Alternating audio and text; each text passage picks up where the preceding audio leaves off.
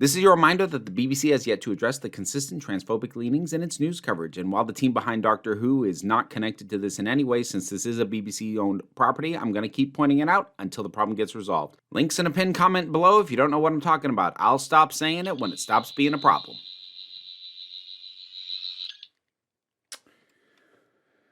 Well, the future may be uncertain. Doesn't mean we can't guess.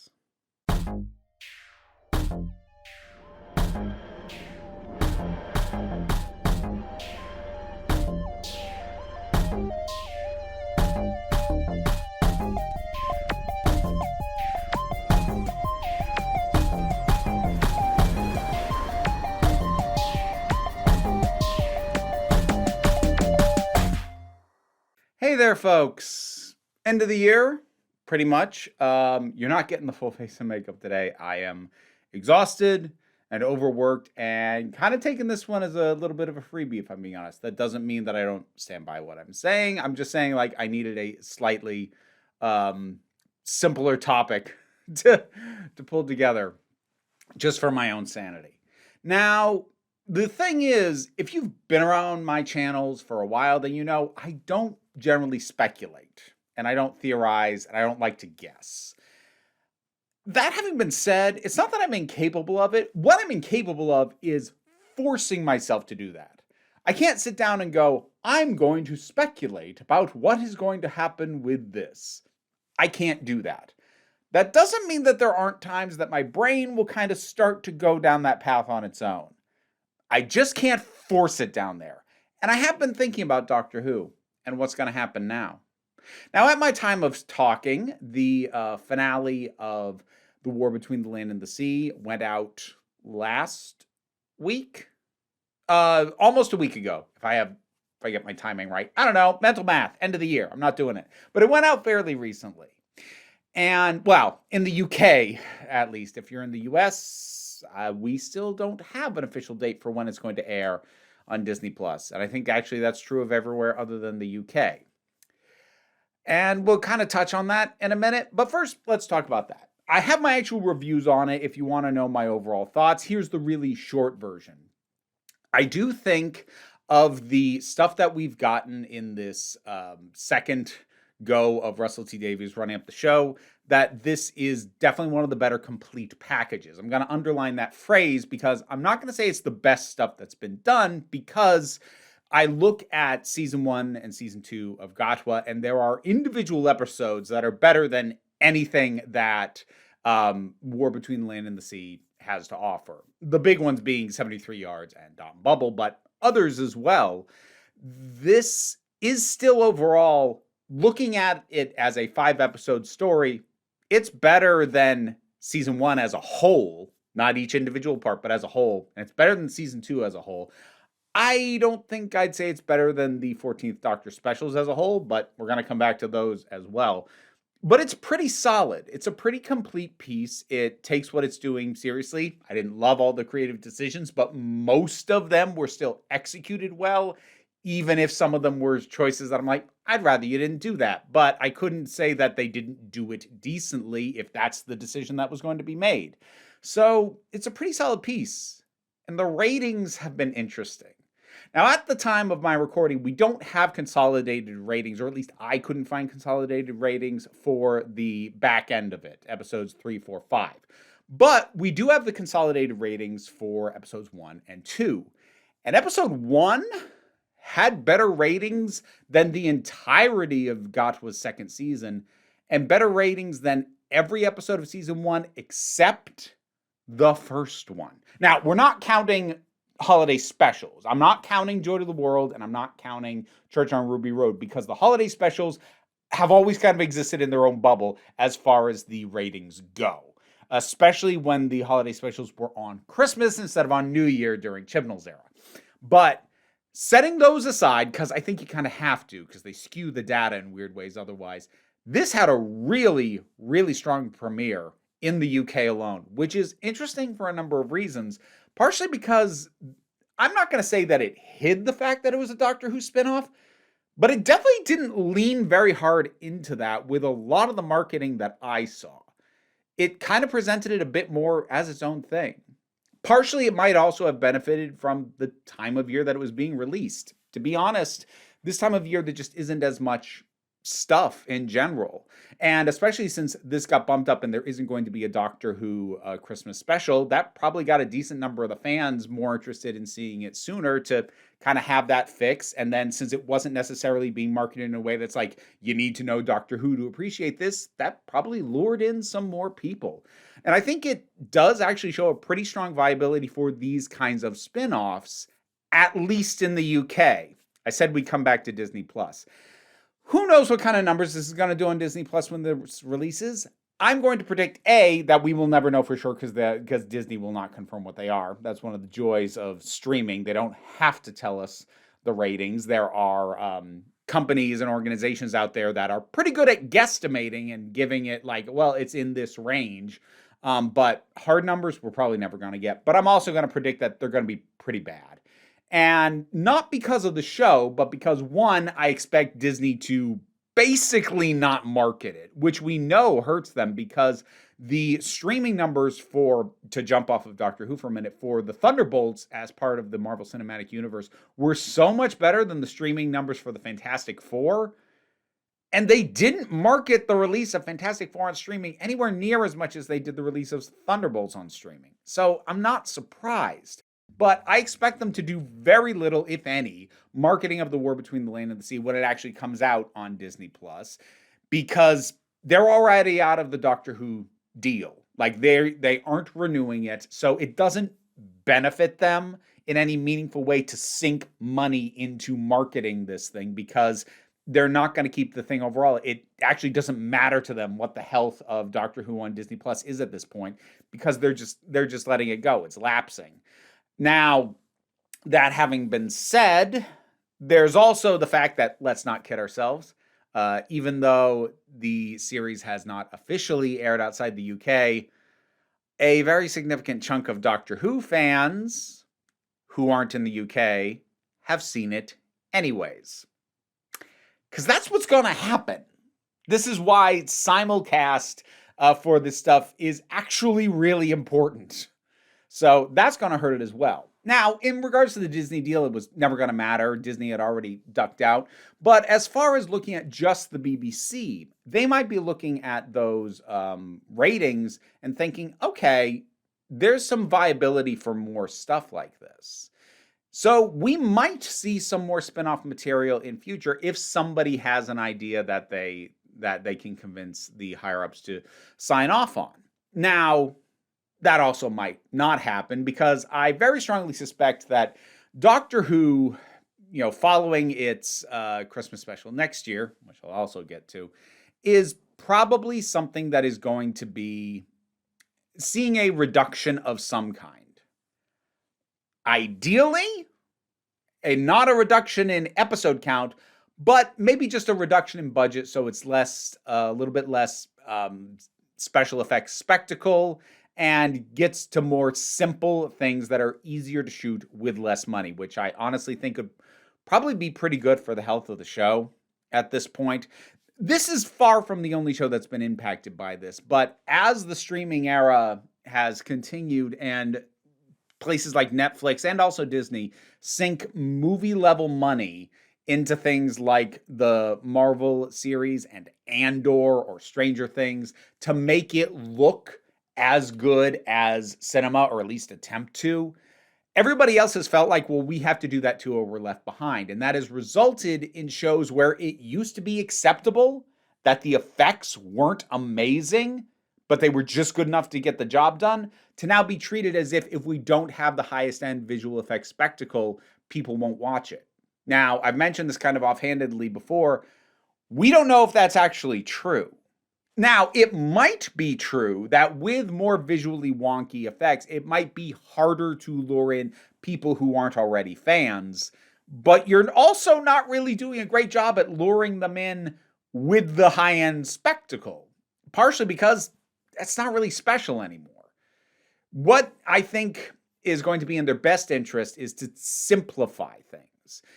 Don't reduce the episode count anymore. 8 is already not enough episodes for a season of Doctor Who, but go ahead and reduce the budget and just scale down the spectacle. Like, I go back and I rewatch Boom, which is a perfectly fine episode of Doctor Who. That was the third episode of Gotchwa's first season. I don't think it looks very good. And I know they spent a ton of money on it. They went and shot at The Volume, which is Disney's big 360 rear projection set, which is a setup that looked good for the first Mandalorian, and in my personal opinion, has looked kind of like trash in almost everything else. And I can tell it's expensive. It looks expensive. It doesn't look great, though. It doesn't look any more convincing than anything else they could do. Can I tell that it's like higher end, higher fidelity? Like, sure. Do I care? Personally, at least, not really. Like, it's very easy to make fun of the wonky effects of Doctor Who. That was true since the classic era, and it was true since the revival has started. How many of us have made fun of stuff like the Lazarus monster, or the fairy creatures from Torchwood, or the Absorbaloff? Don't lay off that one. It was designed by a kid. He's an adult, by the way. He has his own YouTube channel. Channel Pup. He's a cool guy. I'm friends with him. Check him out. But anyways, yeah, that stuff's always been around and it's easy to make fun of, but you'll notice by and large, it's made fun of when the episode is also not very good. There are equally wonky effects in better episodes that don't get brought up as much, except maybe as an offhanded thing, because the episodes can be good even if the effects aren't stellar. And I feel like Doctor Who, at least in terms of budgeting its resources, has kind of lost sight of that as it has tried to catch up with the visual spectacle of other things. Now, of course, on the horizon, we have the next special. A Christmas special being written by Russell T Davies, which will presumably, we don't have details on this, but presumably will address the regeneration from Ncuti Gatwa into Billie Piper. Now, there's a fair amount of speculation around whether this is just going to fully tie off this story, because this situation has partially come about because of how much uncertainty Doctor Who is in. So while the official word still does not confirm this, I feel very comfortable in saying the main reason that Gatwa made the decision after season 2 had already been shot, that like, actually, I want this to be my last season, please write me out. And we had a bunch of reshoots covering his regeneration, which was not all bad. His scene with Judy Whittaker was actually so good that it made me go, I wish Whittaker had stayed one more season so Russell could have written for her, because he gets her really well. But overall, it's clearly rushed. And we know what was cut, and that it was supposed to be open-ended, and there's supposed to be another season. But let's acknowledge that as frustrating as all that is, and the end result of it, Gatwa probably was right to say, I don't want to just hang around here indefinitely, as far as his career goes.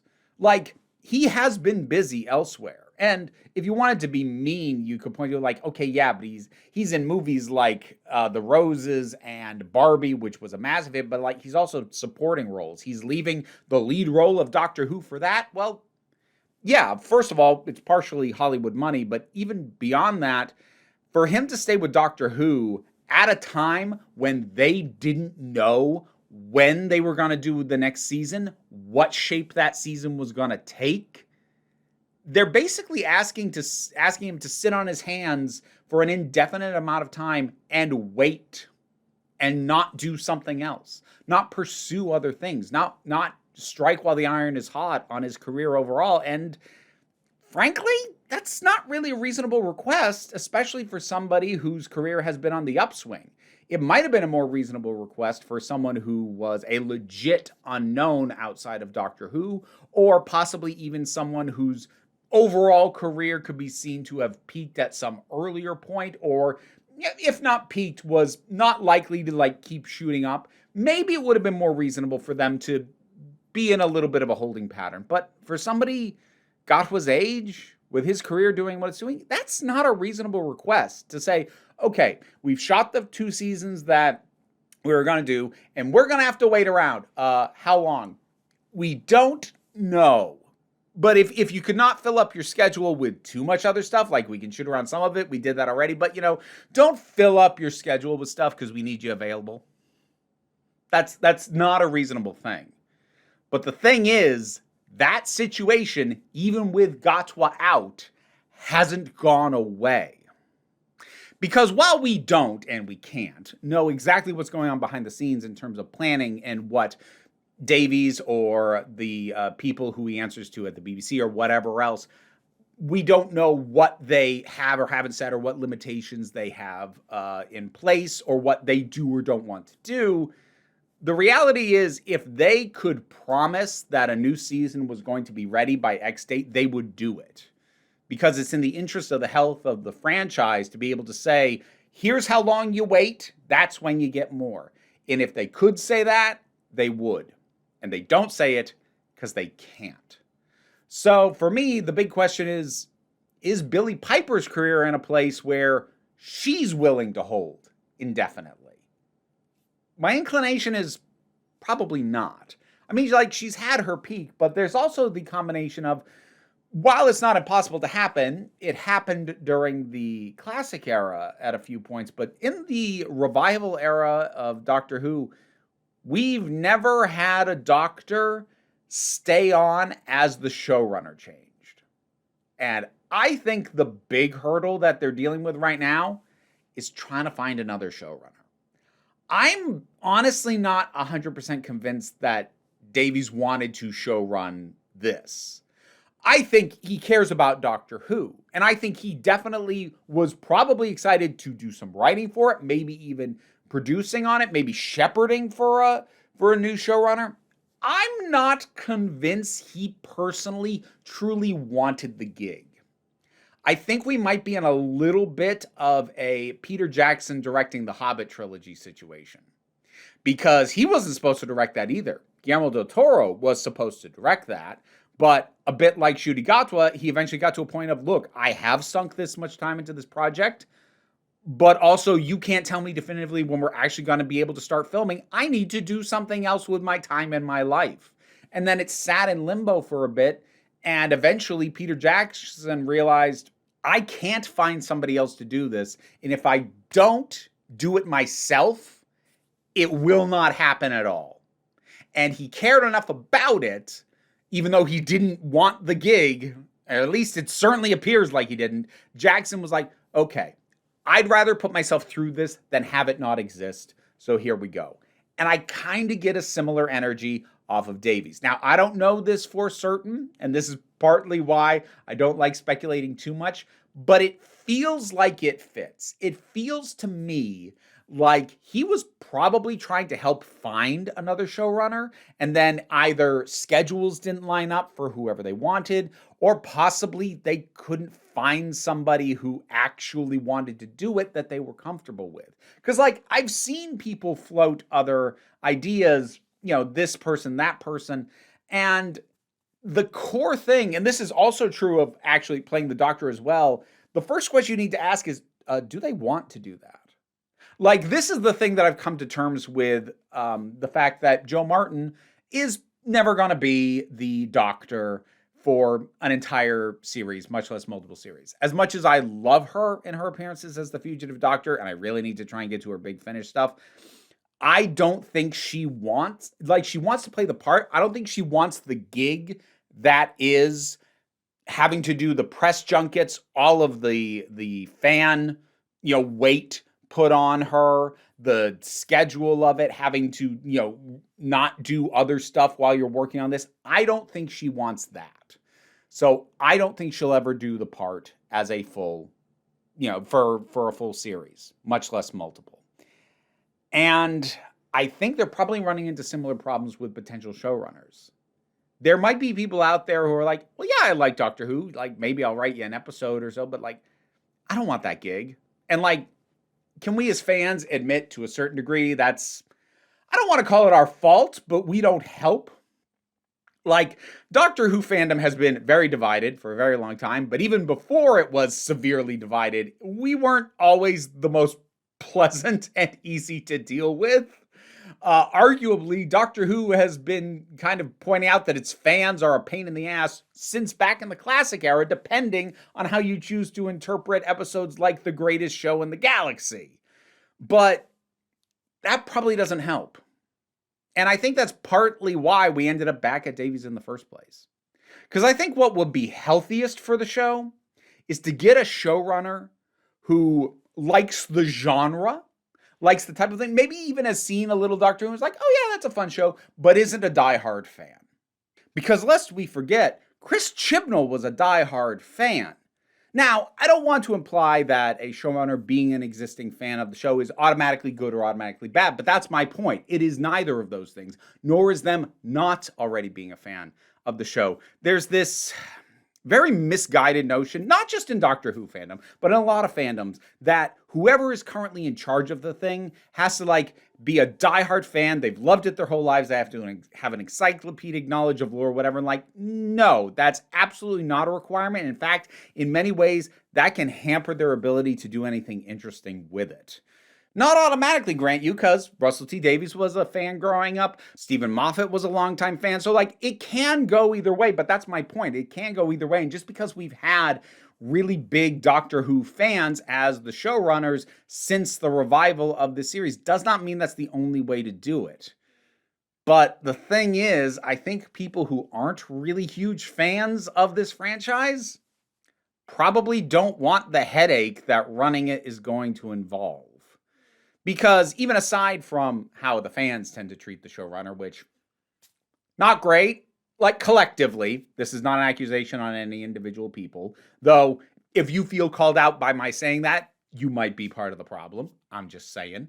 But even besides that, it is something with high expectations, a pretty tightly controlled budget. Whether it's a large budget or a small budget, the fact that they only had 8 episodes means this was not a we can splurge on whatever we want situation. If that was the case, we would have still had at least 10, if not gone back up to 12 or 13 episodes, and also have them look like this. So even as the budgets per episode have gone up, they've shrunk the seasons in turn with that. And so as a result, this is a tightly controlled budget with a rabid fan base, a ton of lore. Whether you choose to swim in that pool or not, you better at the very least get somebody on your team who can keep you up to date on it and explain okay, if you do that, here's what it contradicts. And again, I'm not a lore hound. I don't care if new stuff contradicts lore particularly, but it probably is helpful to at least have somebody in the room who can make you aware of that so that you can do it with some degree of caution when you do decide to contradict lore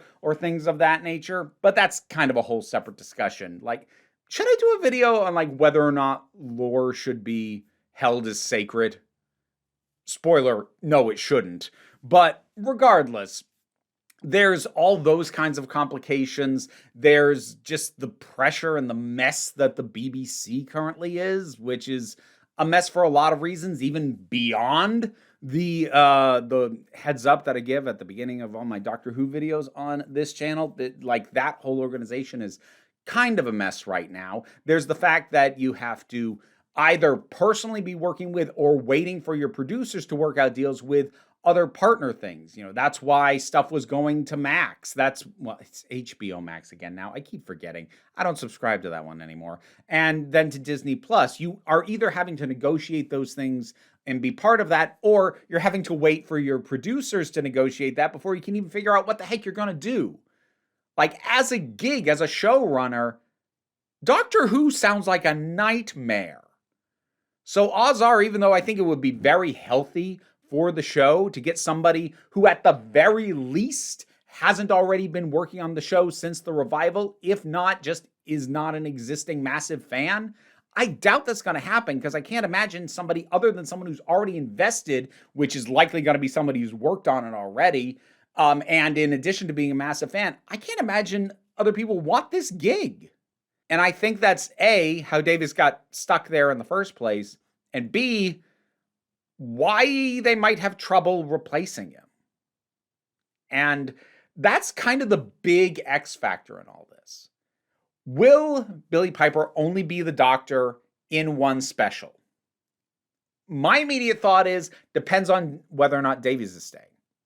Because if Davis secures another full series, then I'd say maybe she stays on. If he gets replaced with another showrunner or announces he's leaving even without a new showrunner in place, boy, that would be quite the hazardous situation. Then my guess is she's just doing the one. And I'm kind of leaning in that direction anyways, but I will at least grant that if Davies stays on, she might do another series because she's clearly on good enough terms with him and enjoys working with him enough to have agreed at what appears to be more or less the last minute, step in for the regeneration stuff. That to me speaks to a very strong working relationship between the two of them still, even now. And that's probably what is enabling this thing to happen. Now, let's talk about this special that's going to be happening next year. We don't know a lot about it, but let's deal with the elephant in the room on this. Will David Tennant's 14th Doctor appear in it? I can tell you what I want, and then I'll tell you what I think. Do I want him to appear? No. No, I don't.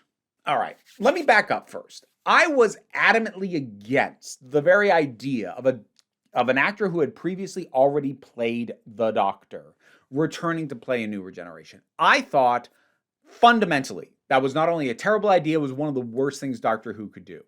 Then they did it with David Tennant. And I really love those specials that he's in. Star Beast, Wild Blue Yonder, The Giggle. Now, as individual episodes, Wild Blue Yonder's by far the best of the three, then The Giggle, then Star Beast. But as a complete package, kind of like what I said about War Between the Land and the Sea, you look at them as a complete package, that's a really good arc for a short-lived Doctor. And it's the kind of arc that I'm not sure would have worked with anyone other than, not necessarily Tennant, but other than someone who had already been the Doctor and is sort of building off where their Doctor was left. I think the stories that were done, especially again, looking at the overall shape of those three specials taken together, it really presented something that just would not have worked, and nowhere near as well at the very least, if it hadn't been a returning actor. So it's one of those cases where I don't like that you made that decision, but thankfully, after you did that, you then proceeded to do something that works so much better with that decision in place, as opposed to a generic set of adventures that did not require you to make that decision. Stories were told that work because of who Tennant is and was when he played the part before. It's very well written in that regard. Now, I could speculate that that was kind of what RTD was more passionate about doing, but that is a bit of a guess on my part. I'm sure he had some degree of passion for his time with Godwell, but again, it was kind of those seasons that felt a little bit more like that Peter Jackson and the Hobbit thing. Not so much the specials. The specials felt like they just had a lot more planning, passion and thought put into them. Again, talking about seasons as a whole, my favorite individual episodes since Russell T Davies started running the show again are 73 Yards and Thought Bubble. So, he did good work there, but just, again, talking about the overall packages of each season and this run of specials and also War Between the Land and the Sea.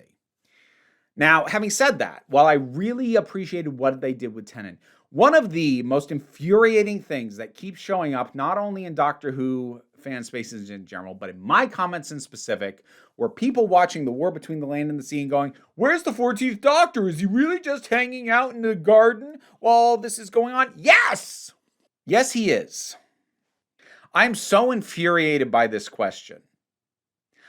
I will acknowledge that from a canon universe consistency perspective, there is a certain amount of dissidence around the idea that there is a version of the Doctor in the UK who isn't doing anything about situations like this, where whatever is the current incarnation of the Doctor hasn't shown up to help. I'm not saying there is no sense of dissonance to that, strictly on terms of the narrative. I acknowledge that. However, the overall structure of what his story is done The point of that ending was not, oh, he's still in the UK, therefore he can be there for other adventures. No, the point was he gets to retire. He gets to stop. That's why his ending in The Giggle was so beautiful to me, because with the whole bi-generation thing, it was an ending that no other Doctor will ever get to have unless you flat out end the show for good. And it was beautiful, and I loved seeing it. Leave him alone, let him garden. It is infuriating on the same level as somebody picking up an issue of The Flash or Green Arrow or anything set in the DC universe and going, why isn't Superman helping? Because that's not the story being told. Because if Superman just showed up and fixed everything, always, then there's literally no other story to tell. Leave it alone. That having been said, there's a very good chance they are going to bring him back for this special. I don't know if I'd put certain percentage odds on it, but it's definitely not 0. And I think there's a combination of reasons. I like to think that Davies has a strong enough sense of finality to his narratives that he would leave the 14th Doctor alone if he felt that was an option. But there's the popularity of David Tennant. There's how well received those specials were. There's the fact that Davies is probably a little bit too plugged into fan reaction to stuff than he should be, and is probably aware that people keep asking, where's the 14th Doctor? And all those things put together, there is a decent chance he shows up. Even beyond the feeling like it undermines what was supposed to be his ending, if they bring him back for a third time, David Tennant will officially be a mill around this franchise's neck. He will be something that it can't get away from, and he will be something that people who are not invested fans are going to glance at Doctor Who and go, oh, so that guy's like the real Doctor, but they just like do other stuff every now and then, right? Right, because that's what it looks like. That's the inherent problem with this whole bringing back an actor who played the Doctor before. It reemphasizes this idea of like, this is somehow a truer version of the Doctor. This is somehow a more important one because we keep bringing him back. Now, again, with the actual specials, I think they did a very good job of exploring stories where it didn't feel like that. It was doing something else. I'm not counting on that working a second time, especially if you were also trying to do a special that's going to do literally anything with the Billie Piper version of the Doctor. I so desperately do not want the 14th Doctor to show up.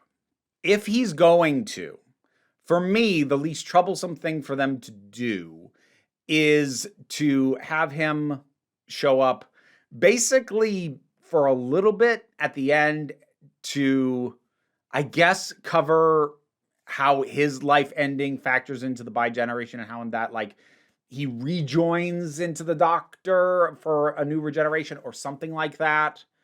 Because otherwise, people are just going to keep asking the same question that drives me nuts. Why isn't he doing anything? Why isn't he doing anything? Why? Because that's not the story. His story's done. Let him be done. For the record, this is also why I'm really ticked off that the first official teaser we've had for Avengers Doomsday is revealing that Chris Evans is coming back as Steve Rogers.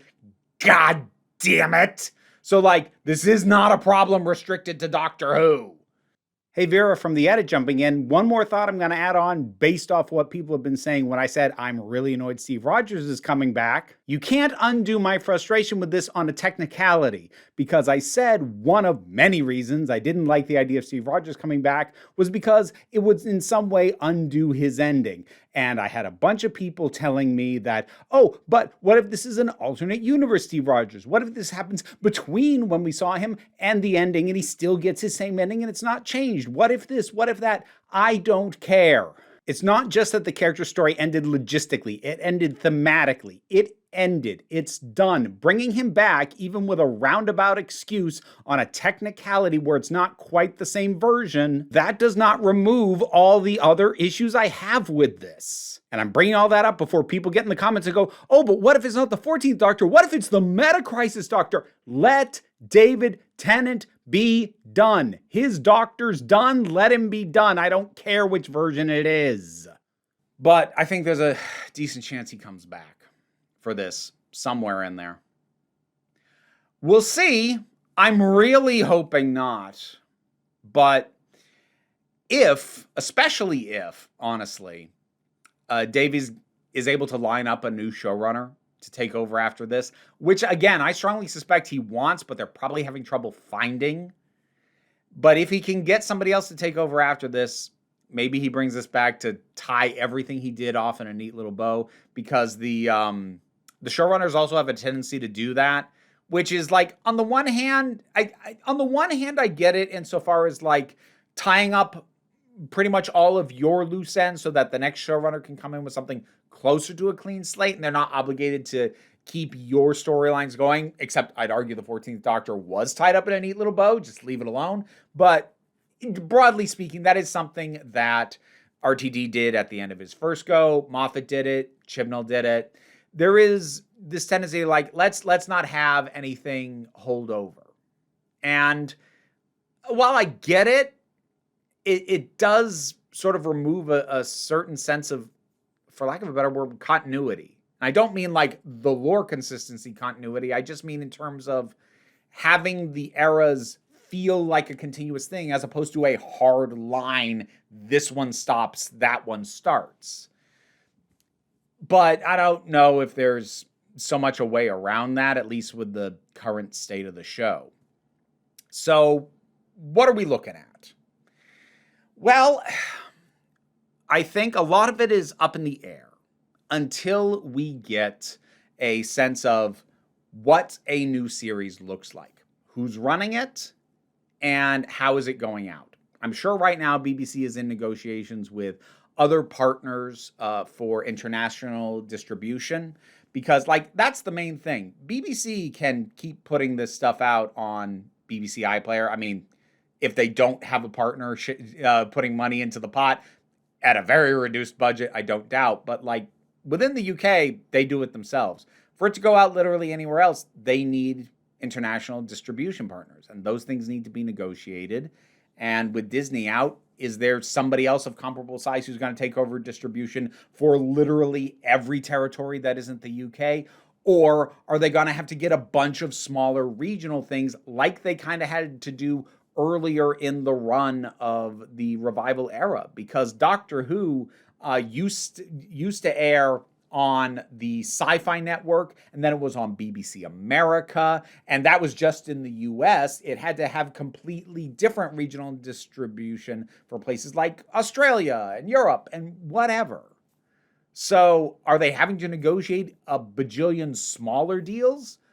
Or are they trying to find another partner on the scale of Disney? Because there aren't that many of those. But then again, there aren't that many smaller distribution partners left either, as we are in an increasingly consolidated era of entertainment as more things buy each other. I think the answer to how logistically, not narratively, how logistically the show moves forward is going to have a massive impact on what narratively it ends up looking like. At a guess, I think it is most likely that Davies will be done after the special, because I really feel like he wants to be. That Billie Piper will only be the Doctor in this special. I think they might leave a more open-ended regeneration, which is what some people felt should have happened after Gatwa's, so that they're not having to cast somebody right now. And I think logistically they might just have to do that, because again, to cast a new Doctor now and have them for the special, especially if they don't have it figured out what the next series after that looks like and who's running it, then you're back to the Gatwa situation where you're asking an actor to just sit around and wait, which is not fair and not particularly reasonable. So things need to solidify. And I think the big X factors are who distributes it outside the UK and who's running the thing. And I don't know how long the list of people willing to do it is. I'm not saying it should happen. I'm not even saying it will happen. But I would not actually be shocked if they brought back Stephen Moffat to run it again after Davis. I wouldn't be surprised.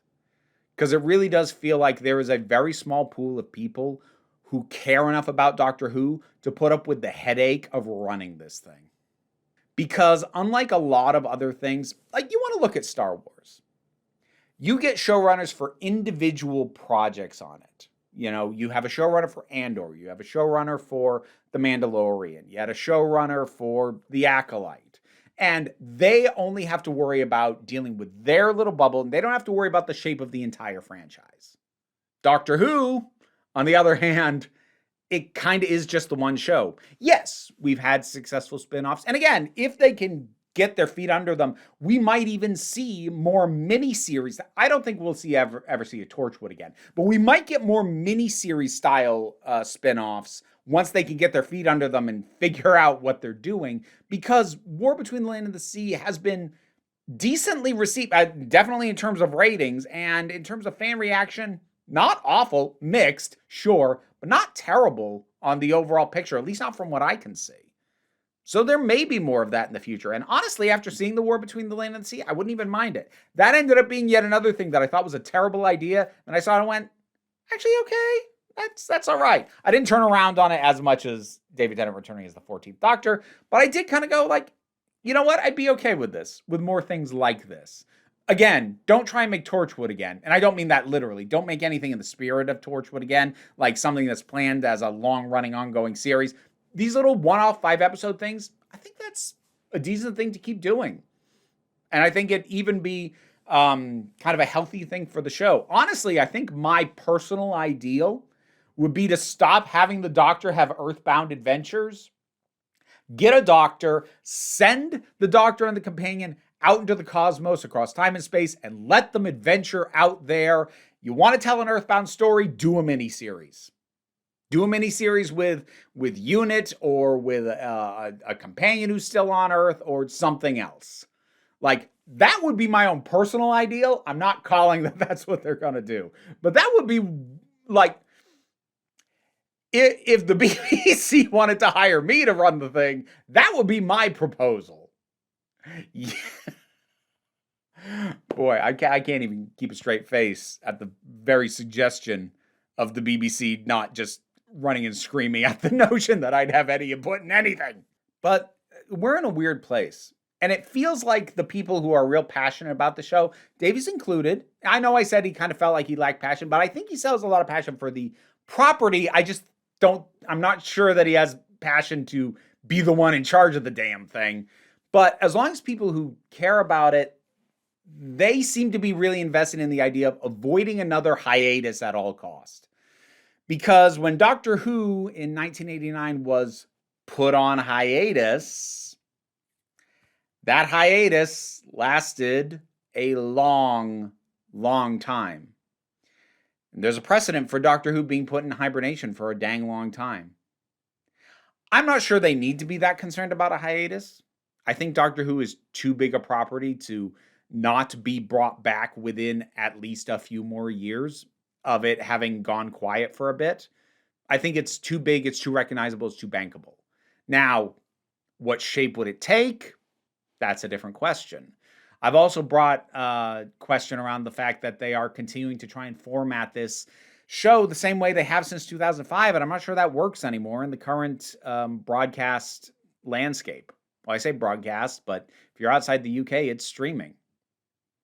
I'm not sure a show like Doctor Who, the way they've been doing it for the last 20 years, actually works all that well, keeping that format and that structure in the streaming era.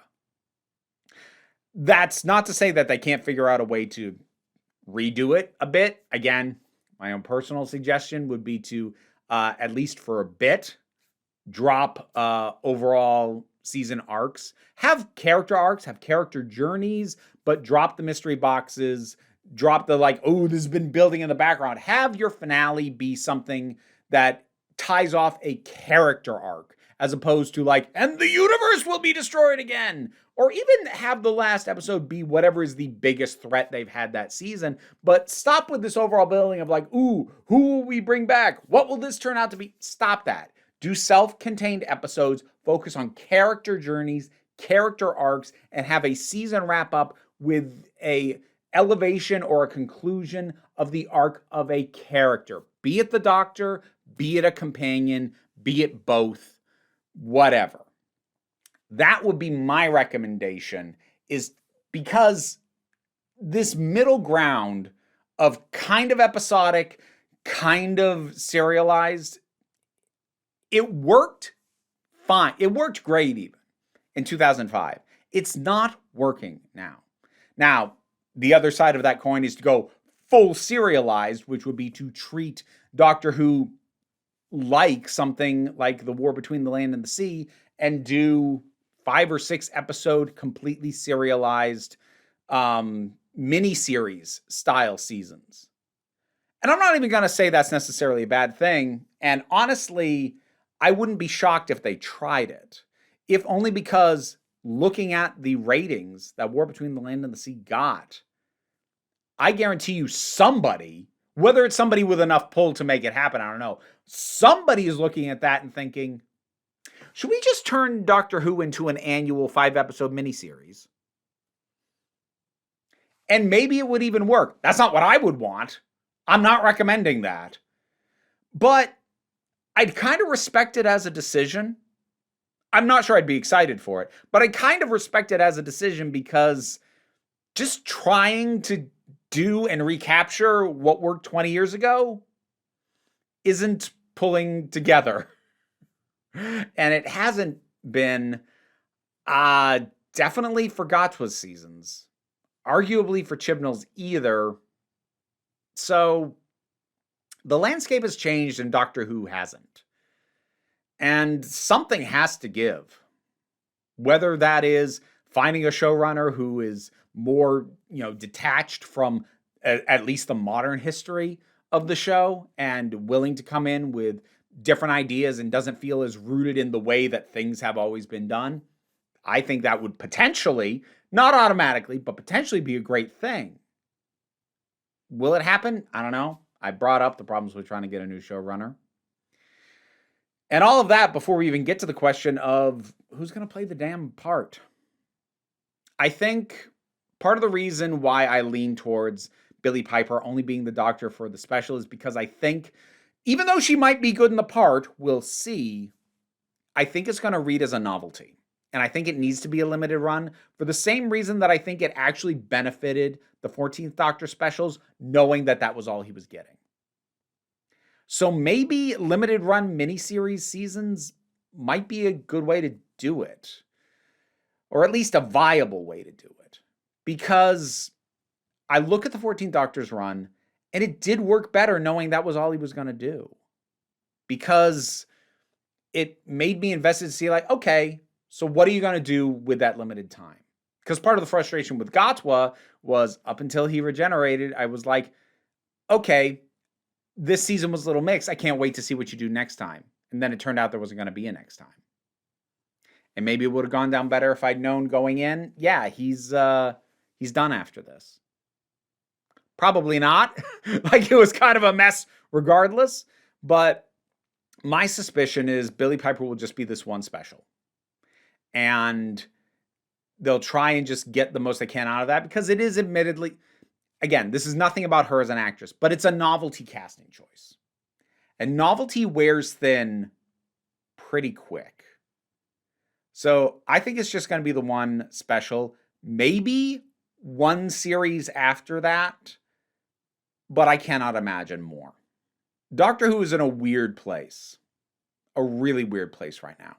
It's trying to find its place within the current landscape at the same time that its fandom is more divided than I think it's ever been, at least if you go into online fan spaces. I'll reiterate something I've mentioned more than a few times. You actually talk with Doctor Who fans in person, and even the ones who don't like what's been going on are way more chill than the people you meet online. Now, whether that is a reflection of people just ramping up their feelings and thoughts online because they don't feel the need to be filtered the way that they might in a one-on-one reaction, or if it is people who actually don't care that much about Doctor Who and are just stirring the pot because they like the drama, they are getting people who they don't like mad, or if they're online creators who just like to shout at anything that they think is quote unquote woke, then they're just making money off it. You know, what's the balance on that? Who knows? But I can tell you from experience, repeated experience at this point, conversations had in person with other fans who I feel very confident are actually fans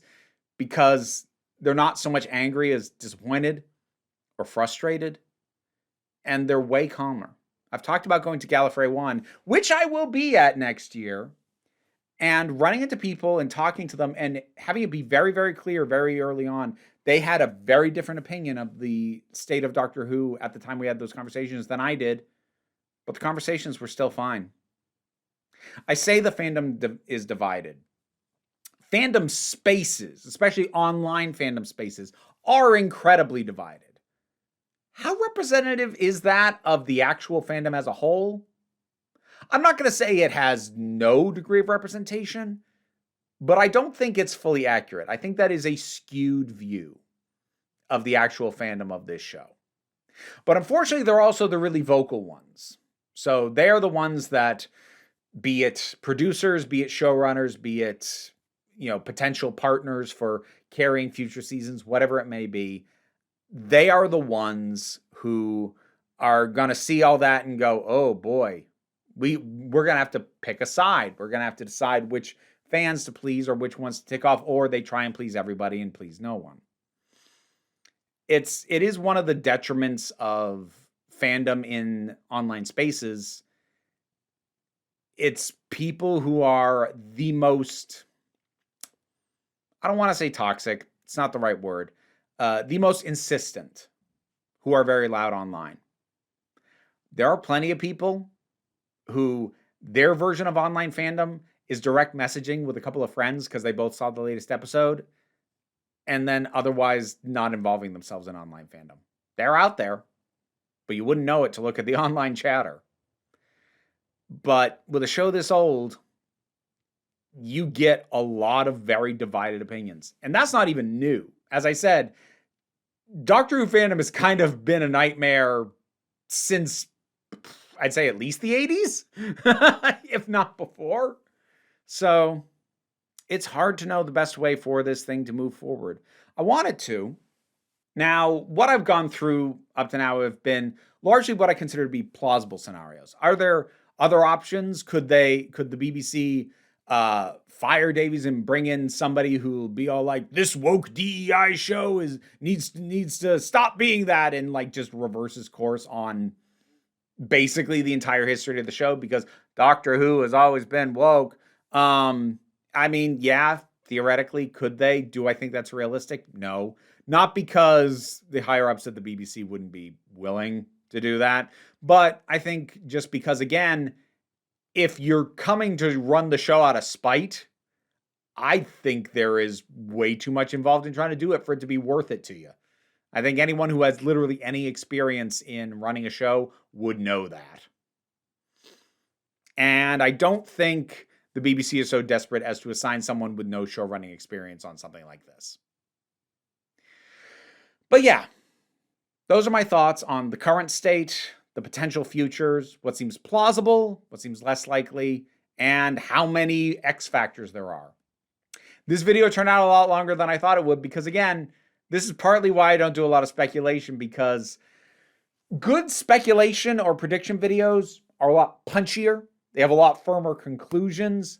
I'm confident it's got to be this, whereas I'm going, could be this, because that's how my brain works. I am too good at knowing what I don't know, which for the purposes of my job means I'm very bad at making definitive statements about stuff where I know that there's a lot I don't know. I hedge my bets a lot. I make a lot of allowances for, okay, but maybe this, but maybe this, but maybe this. And it makes me bad at doing this, at this kind of thing specifically. So even when my brain does wander down this path, I don't think I'm great at it. But it's what you get today. And I hope that you found some interest in it, some enjoyment out of it, or just enjoy watching me vent a bit. I don't know. I just needed a little bit of a softball here at the end of the year. 2025 has been a lot, I think, for almost everybody. But you made it. You also made it to the end of this video, if you're hearing me now. And for that alone, I'm proud of you, and I'm grateful. Please remember to take care of yourselves out there as we get into a new year, whatever that looks like. Do the best you can. There's the usual plug stuff. There's links for all this in the description. Patreon, other things I do, blah, you know it. I don't feel like doing the plug as hard as I usually do because it's the end of the year and I'm tired. I'm sure you are too. So what I really want you to remember is that you are beautiful, you are valid, and you are loved. You are the council. I am just running the meetings. And until next time, this council is adjourned.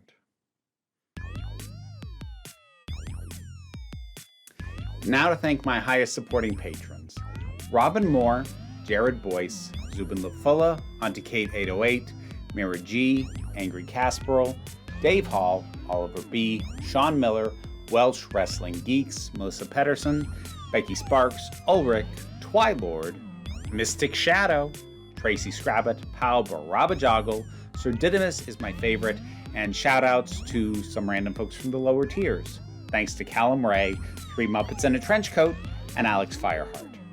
If you want to hear me thank you by name, you can check out the reward tiers on the Patreon. You guys were pretty good today.